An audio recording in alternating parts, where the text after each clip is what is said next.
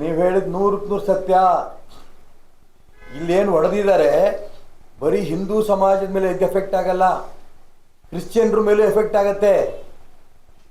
ಮುಸಲ್ಮಾನರನ್ನ ಸಂತೃಪ್ತಿ ಪಡಿಸೋದು ಒಂದೇ ಈ ರಾಜ್ಯ ಕಾಂಗ್ರೆಸ್ಸಿನ ವ್ಯವಸ್ಥೆ.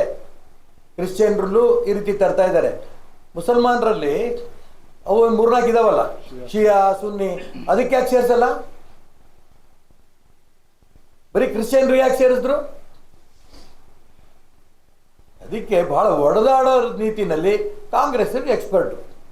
ಇದನ್ನ ಇಡೀ ಕರ್ನಾಟಕ ರಾಜ್ಯದಲ್ಲಿ ಜಾತಿಗೆ ಬೆಂಕಿ ಹಚ್ಚೋದು, ಧರ್ಮಕ್ಕೆ ಬೆಂಕಿ ಹಚ್ಚೋದು, ಈ ಪ್ರಯತ್ನವನ್ನು ನಡೆಸ್ತಾ ಇದ್ದಾರೆ. ಇದರಲ್ಲಿ ಸಂಪೂರ್ಣ ಅವರು ವಿಫಲರಾಗ್ತಾರೆ. ಈ ಜಾತಿ ಜನಗಣತಿ ಹೆಸರಿನಲ್ಲೇ ರಾಜ್ಯದ ಕಾಂಗ್ರೆಸ್ ಸರ್ಕಾರವೇ ಹೋಗುತ್ತೆ, ಇದರಲ್ಲಿ ಅನುಮಾನ ಬೇಡ.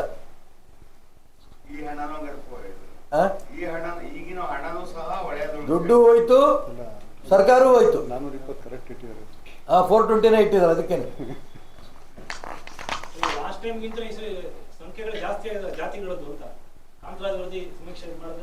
ನೋಡಿ, ಅದಕ್ಕೆ ನಾನು ಹೇಳ್ತಾ ಇರೋದು, ಜಾತಿ ಜಾಸ್ತಿ ಕಡಿಮೆ ಎಷ್ಟು ಬೇಕಾದ್ರೂ ಮಾಡ್ಕೊಂಡು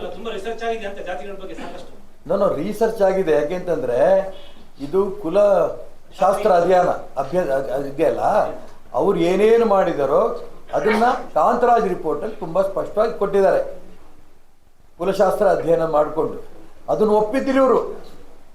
ಒಪ್ಪಿನ ಕ್ಯಾಬಿನೆಟ್ ಅಲ್ಲಿ ಖಂಡಿತ ತಂದೆ ಬಿಡ್ತೀನಿ, ಇವತ್ತು ನಾಳೆ ಅಂತ ತಂದು ಒಪ್ಕೊಂಡ್ರು. ಯಾವಾಗ ಕೇಂದ್ರದ ಕಾಂಗ್ರೆಸ್ ನಾಯಕರು ಇವರಿಗೆ ಒಳ್ಳೆ ಹೆಸರು ಬರುತ್ತೆ ಅಂತಂದು ರಾಜ್ಯ ಕಾಂಗ್ರೆಸ್ನಲ್ಲೂ ಚರ್ಚೆ ಶುರುವಾಯಿತು.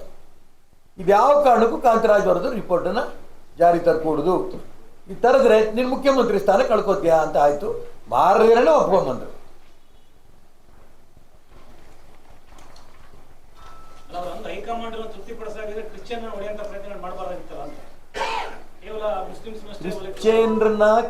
ಕ್ರಿಶ್ಚಿಯನ್ರು ಹೊಡಿತಾ ಇದ್ದಾರೆ ಅನ್ನೋದಕ್ಕಿಂತನೂ ಹಿಂದೂ ಸಮಾಜನ ಹೊಡೆಯೋ ದಿಕ್ಕಲ್ಲಿ ಯಶಸ್ವಿ ಆಗ್ತಾ ಇದ್ದಾರೆ, ಸೇರಿಸ್ತಾ ಇದ್ದಾರೆ. ಆದ್ರೆ ಅತಿ ಹೆಚ್ಚು ಹೊಡೆತ ಬಿಟ್ಟಿರೋದು ಕ್ರಿಶ್ಚಿಯನ್ಗಷ್ಟೇ ಅಲ್ಲ, ಹಿಂದೂ ಸಮಾಜಕ್ಕೆ.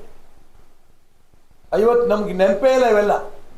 ಯಾರು ಮತಾಂತರ ಆದರೋ ಒಂದು ಕ್ರಿಶ್ಚಿಯನ್ನು, ಅಥವಾ ಕ್ರಿಶ್ಚಿಯನ್ರು ಮತಾಂತರ ಆದರೆ ಹಿಂದೂ, ಮುಸಲ್ಮಾನ ಆದರೆ ಮುಸಲ್ಮಾನ ಹಿಂದೂ ಬಂದರೆ ಹಿಂದೂ.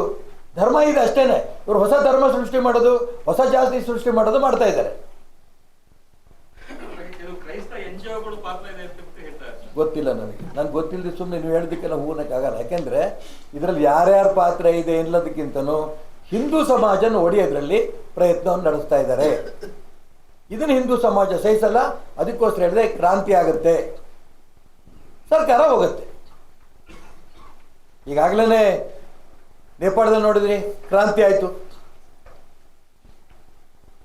ಬರ್ಮಾ ನೋಡಿದ್ರಿ, ಕ್ರಾಂತಿ ಆಯಿತು.